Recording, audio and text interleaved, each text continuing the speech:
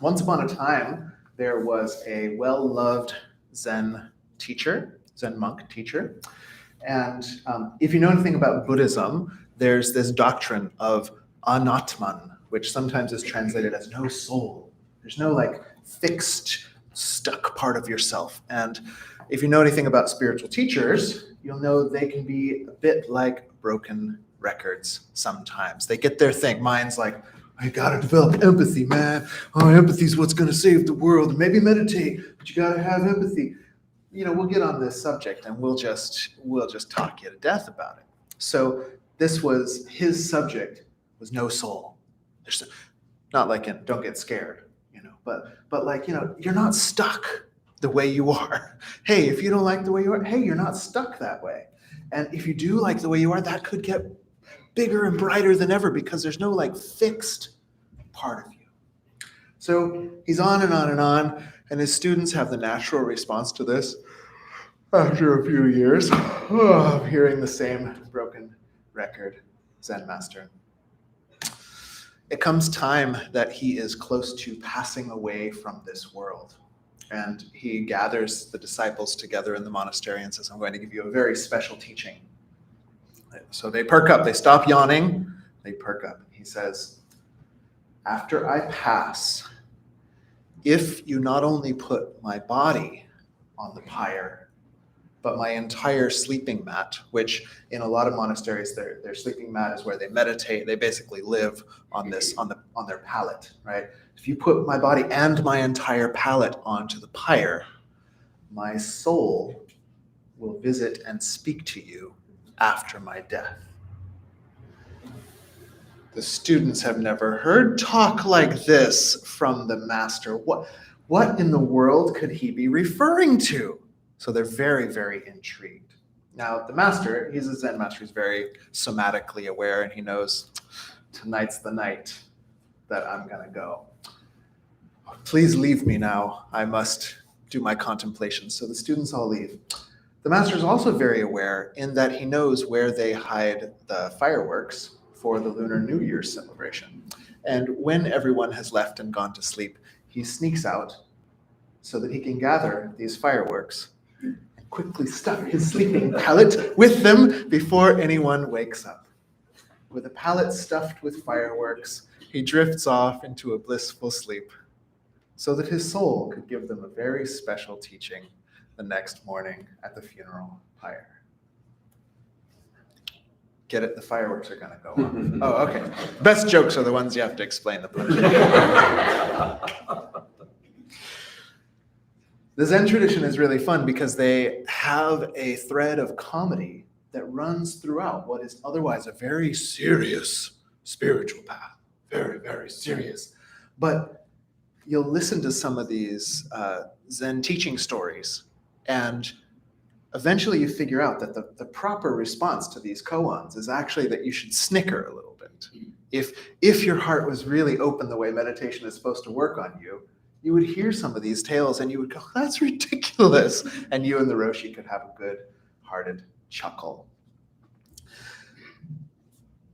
Humor may be part of this particular path because the Zen tradition in particular likes to utilize shock as a method of awakening one to spiritual realities, to meditative states of awareness. Some of us have experienced this. One of the reasons I remember I got in a car accident once that was pretty scary. And if you've been in a situation like that, have you had the phenomenon of time slowing down? So one of the reasons we believe that happens is because you get so present in the situation that you're picking up a lot more information than you normally would. When things shock you in that way, you cannot think. You're just witnessing the situation with a completely clear mind. Contrast that to the phenomenon many of us have experienced. Have you ever noticed that as you get older, time sweeps by? The river of time seems to flow like all the washes in California this year, right? And apparently the science behind that is that we begin chunking our experiences and disregarding stuff that seems familiar. When you're a little baby, an hour seems like an eternity because everything is new and your brain has to categorize that. But when you get to be my ripe old age. You go, oh yeah, well, there's some people and there's some chairs and blah, blah, blah, blah, blah. And your brain just lets that thing just sweep on by. And then it's gone before you know it. You look back and you go, wow, there was a decade there, wasn't there? Huh, where did the time go? In a state of shock, though, you can subvert that time chunking disassociative tendency and get yourself right into the thought-free spaciousness of the present moment. In the Zen tradition, they like to utilize this, as well as some other spiritual traditions, that they pull the rug out from under you. But the good news is they pull gravity out from under you as well, and you're left in a free-form state of absolute spaciousness. Comedy, in many, many traditions around the world, is already viewed as a good part of a spiritual path. Maybe this is why levity and levitation share the same root. Humor, as well, has a really cool Greek origin. It means like a mist, right? Humor is a mist. And one of the things that comedy can allow us to do is to see the world less in its concretized, rigid, fixed way. Like as we get older, we chunk things. Oh, I know what that is.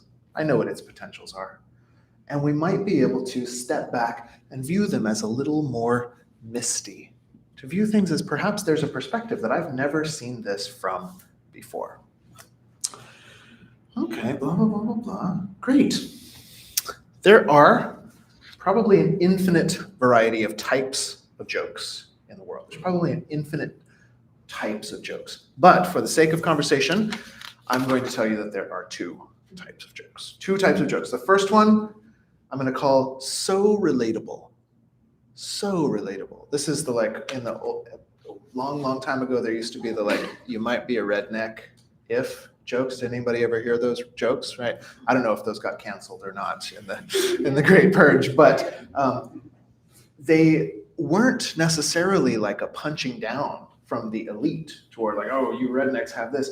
They were like hillbillies among hillbillies jokes. And they were funny because of how relatable they were. They weren't all that funny on their own.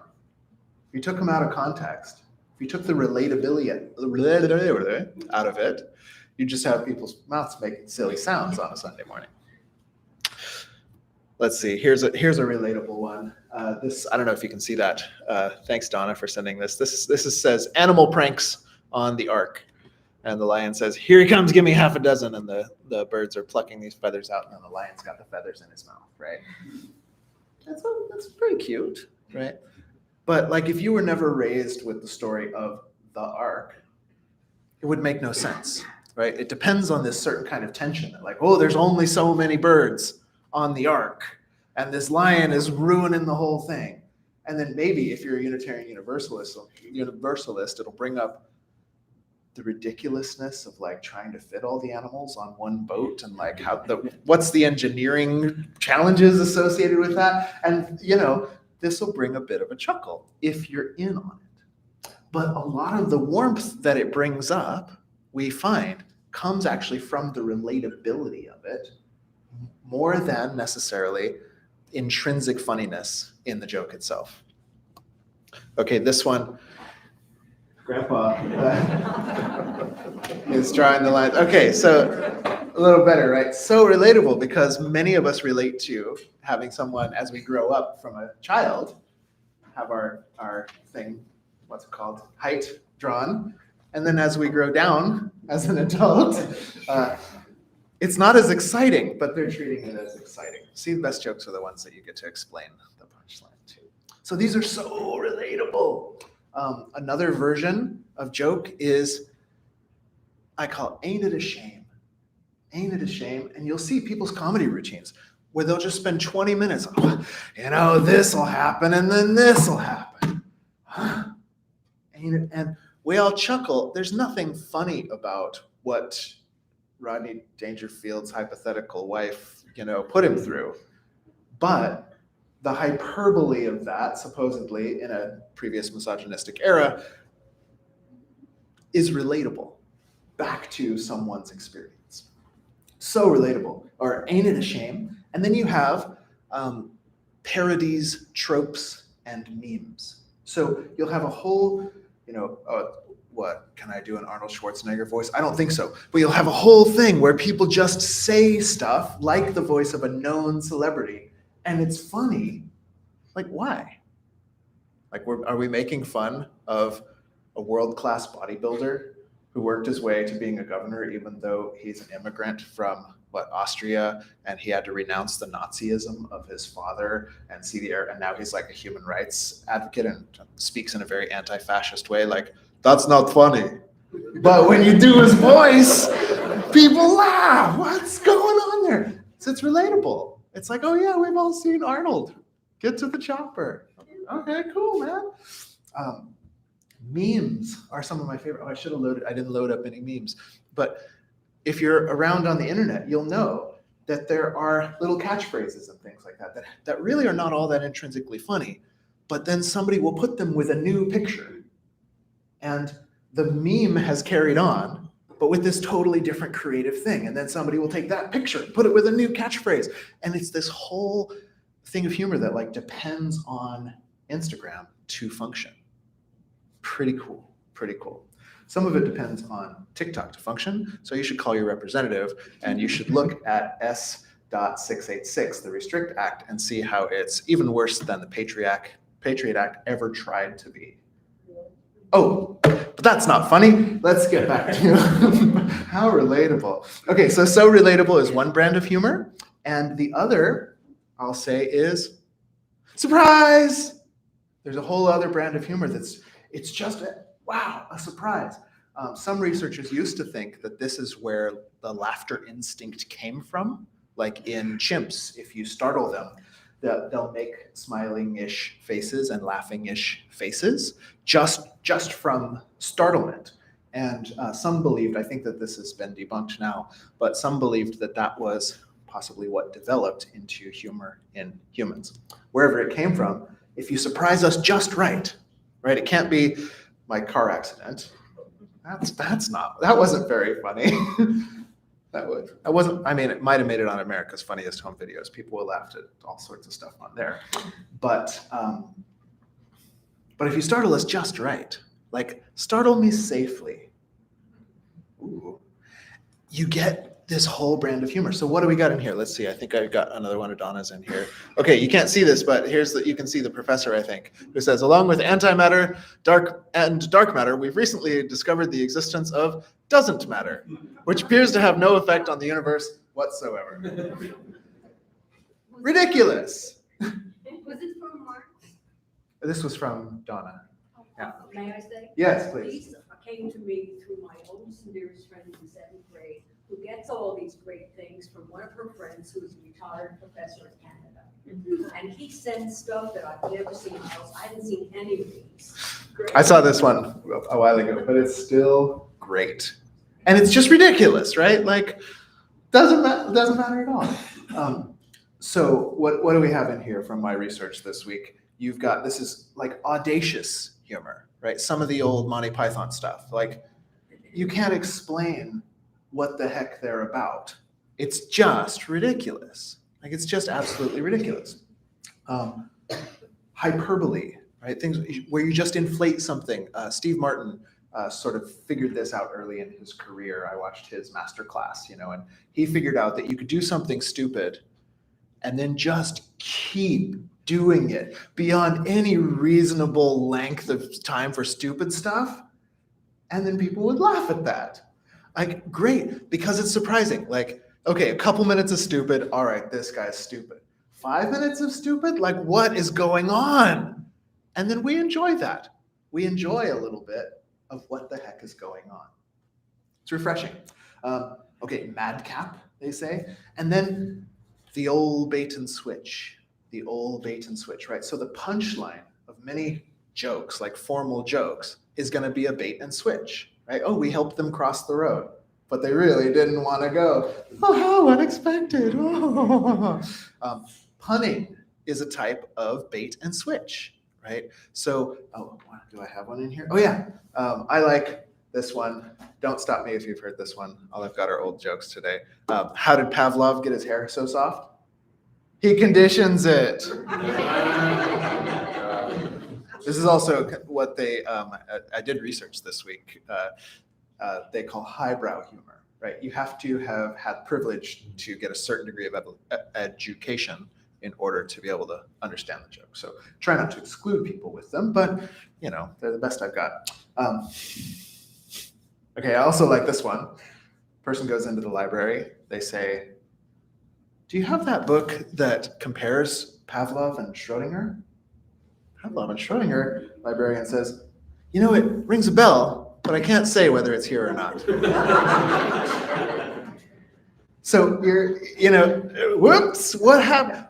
And there's this feeling in surprise-based humor. There's a whoops, right? The ground has been taken out from under you, but there's no there's no punishment for that, right? The ground has been taken out from under you. That's punishing, yes. And gravity is taken away too. We can exist, we can levitate in a state of levity for a moment. Oh, another of the So Relatable brand. I did stack the deck with one more of these. The evening news is where they begin with "good evening," and then proceed to tell you why it isn't. Right? It's like, really, that's sad, but it's so relatable that it gives us a chance to chuckle. More on that in a moment. So on surprise humor, let's get rid of that. There we go, I like this guy. On surprise humor, it's making us go, I haven't quite thought of it that way. But the suddenness, because we don't have time to say, oh, I hadn't quite thought of it that way. Put firecrackers in your bedroll and tell the students your soul will visit them. Oh, that's clever, right? It hits you like a form of shock that there's this whole other angle from which we haven't been perceiving something. I never thought you could use that word that way, oh pun master. The suddenness of the reality shift produces a spaciousness, openness, or even a thought-free state. Right? Isn't that nice? Like, is anybody here into comedy? Like, you have your favorite comics you'll watch on Netflix or go up to San Francisco or something, right? And one of the things that's nice is like, if they're good, you get at least a 20-minute stretch of not really having to think. Thank goodness. And you're getting oxygenated and endorphins and all that other stuff too. This type of thought-free state is the exact thing that spiritual traditions all around the world are going for. You could use comedy, I propose, as a spiritual path. In the Greek, or from the Greek, it's called ecstasy, or ekstasis from the Old Greek, which literally means out of place, or that you are standing outside of yourself. Stasis, to stand, outside. Okay, to stand outside yourself. Originally, one connotation was that the body was stupefied while the mind or spirit was in contemplation of divine things. With comedy, I propose that the two above types of comedy work because they shock us out of our usual way of thinking or perceiving something, right? Here's what we expect. Punchline comes, and we are forced to stand outside ourself, that soul that the Zen master preached against like a broken record that thought, we know what things are going to be, and you're out here. When delivered properly, that can be a blissful experience. Comedy jolts us out of our rut, perhaps into a more open inner space, and that feels good. A clumsy application of this, so getting more into kind of the spiritual of it, a clumsy way we actually apply this same principle is when we tell ourselves, one day you'll look back at all of this and laugh. Right? Remember these last 6 or 8 years or so? Maybe it doesn't apply to everything, but when we can learn this, there are some things where, do you have them, like experience in your life, where they were just the worst at the time, and now you can look at them and sort of just chuckle at how ridiculous the whole thing was. I have places where I look back at my own sort of selfishness in a situation and the blindness to that selfishness in the situation and how many interpersonal catastrophes that caused. And that's funny, man. That is like a romantic comedy that I can just replay at any time. It's a clumsy application, though. I mean, don't tell your teenage kids this when they're crying about something. It doesn't work in that way. It works when you get it yourself, but it doesn't work to tell someone else. Okay, so it's a little clumsy. We're trying to teach ourselves that an experience is only horrible from the perspective we're stuck in right now. We can imagine in this technique a future me who's wiser for having survived. And this is just another farcical romp through the weird thing we call life. So if we can get, this is mostly about that first type of, that second type of humor, the surprise. If we can get the fact that like the perspective that we're stuck in is not the only perspective, we can engage with life with a little bit of humor. Instead of seeing things as rigid, you can see them as a bit more misty and learn to consciously adopt perspectives that will perhaps be more adaptive for us, perhaps be more skillful, or at least bring a little less suffering. Okay, and then that first type, the so relatable. I call this section the irony and the empathy. So our close primate relatives often laugh during play. Some research seems to show that this laugh is meant to communicate, I'm still having fun, when an unexpected surprise occurs, right? So one chimp, they're playing and one accidentally drops a stick on the other one or something like that. And the one who got a stick dropped on them can go, and the other chimp goes like, oh, okay, cool, you got it. That was an accident, we're still playing. Dogs as well, one of my favorite friends of the animal kingdom, have a laughing type of pant, apparently, and they know that this is something like laughter because when they play it to other dogs, it induces play-like behavior, right? So you play the laugh pant, and the other dogs do the play bow to the recording. It's super cool. In humans, humor and even attempts at humor, this is good news for me on some mornings, promote understanding and empathic connection. They signal that, like our attempts at humor signal that we're trying to get on the same level. We're making a bid for empathy. And in human beings, this is extremely important. One example is everyday irony. Everyday irony. So I had to look up, ever since somebody told me that Alanis Morissette song, Isn't It Ironic, wasn't actually about irony. I've been meaning to look up, well, what exactly is irony then, Professor? And so I looked it up finally. The definition from Merriam-Webster online, I've only got definition 1A listed here, Professor. The use of words to express something other than, and especially the opposite of the literal meaning. Use of words to express something other than, and especially the opposite of the literal meaning. There are a couple other meanings for this. One that I think vindicates Alanis personally, but you can look that up on your own.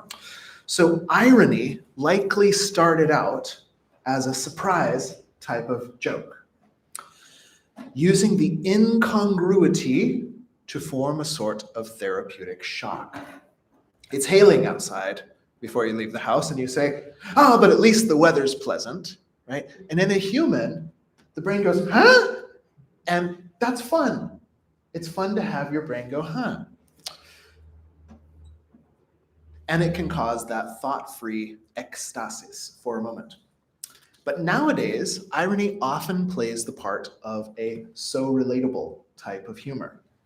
It's not actually all that funny to say to an overworked cashier, gosh, you must be getting bored with how slow it is in here. But, come on, turn the page, buddy. It signals something that you can both see how ridiculous the situation you're in is. And so usually you'll say something as blatantly unfunny as that they've probably heard a number of times, and you'll still get a chuckle. Sometimes even a genuine chuckle, because the chuckle is not necessarily, ha ha, you've shocked me into thought-free ecstasis. It's the chuckle of a chimp that goes, ha ha, you're another customer, but I'm still going to try to have fun. Let's play. Let's give it a try. We're in this together. You're not chuckling so much as the involuntary response of pleasant shock, but more as a ritual of empathy. So these two, spacious mind and empathic heart, are the two wings of many spiritual traditions. Perhaps saints and angels can fly because they take themselves so lightly.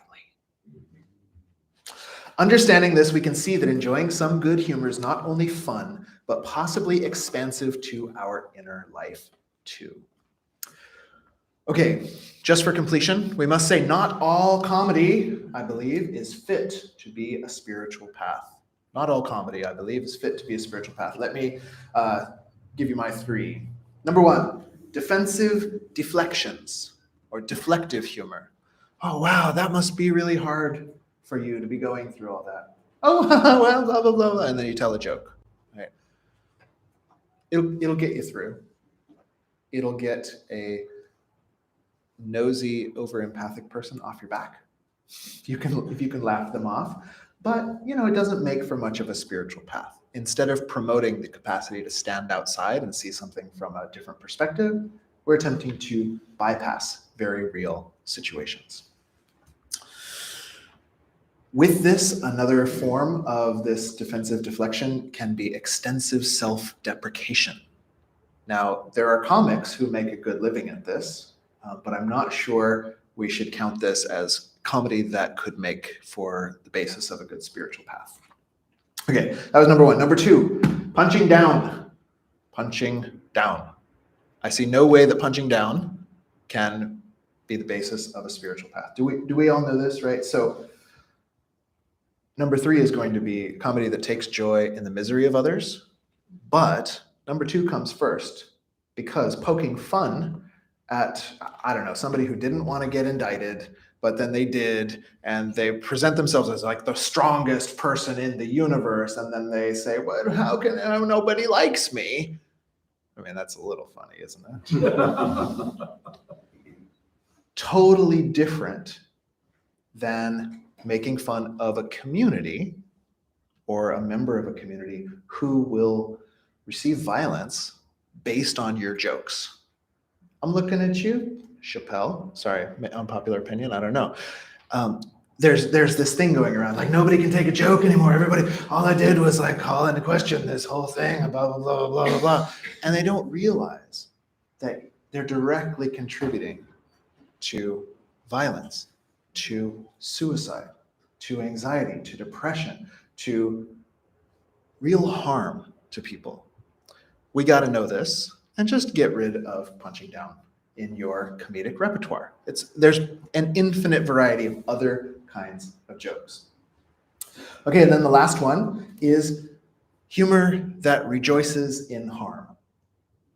I don't know. Now, there is one thing of like, hey, watch this video of where I fell off the slide and hit maybe there's an empathy thing in that. But if you go, hey, watch this video I found online of someone falling off a slide, I'm not sure that's going to work the same way. Because what happens neurologically is that type of laughing at another person's pain actually erodes your capacity for empathy. It erodes your capacity to take other perspectives because you're refusing to take the perspective of the person that happened to. It's the opposite of open, spacious, multi-perspectival awareness, humor, mistiness, and empathy, which are the two wings of comedy as a spiritual path. Good news, when we avoid these, we have the whole rest of the spectrum of comedic techniques at our disposal. All of it helps to expand the perspectives we can take on with our mind, both in the sense of seeing things in a new way, as well as seeing them from another's perspective. I believe laughter feels so good because we as humans are built to be wise and kind in this way. Changing the world for the better can be arduous, and our inner path of growth can sometimes be even harder. But it all becomes a bit more fun if we can laugh with our friends along the way. This is our talk for today. Why don't I read you some closing words? Maybe Julie, will you extinguish that chalice while I read these? And we'll sing our final benediction. This is the Tao Te Ching, chapter 41. When a superior person hears of the Tao, she immediately begins to embody it. When an average person hears of the Tao, he half believes it, half doubts it. But when a foolish person hears of the Tao, they laugh out loud.